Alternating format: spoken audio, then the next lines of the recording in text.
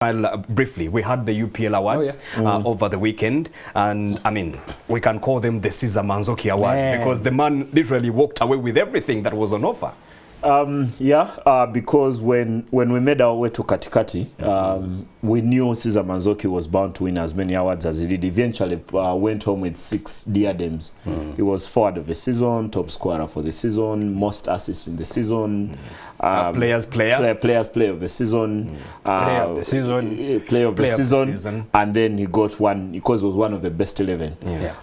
One of the most important things for me is that sometimes in this country awards are watered down because of a prize. People look at awards as a commercial benefit.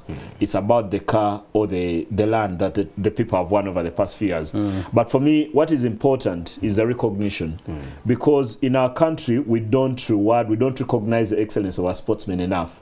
So to see CESAR MANKOZI and all the others win the awards the way they did, for me was extremely satisfying, because these awards are only returning. They are not been there for several years. And I've always felt that while the sponsors, Pilsner, are giving all these man of the match, coach of the month, player of the month, the season needed some kind of climax, because you cannot give players of the match for the entire season and have nothing at the end. So I thought it was very important to hold the awards for all their inadequacies or the adequacies that were there. And then eventually, for once, and we journalists, saw people in this trade, ones who walk out of our ward rooms and come on our forums and instigate or light a fire about who won.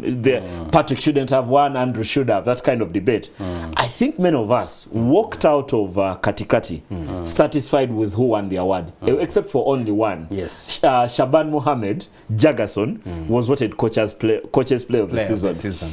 I'd love to ask coaches where they actually voted him. Maybe that is the one, but most of the other things, most of the awards that were given out, for once Ugandan football or Ugandan sport had an award ceremony, and the choices were those that many of us would have gone with. And if democracy is valid, for once democracy won. Maybe just one more. In terms of the team of the season, I would argue to have Yunus Centum there. I think as a nation, we need to solve the Yunus Centum issue. Of course, we know things to do with as a football nation. He's Muslim, and also in terms of appearing for sponsors where his image rates are not taken care of.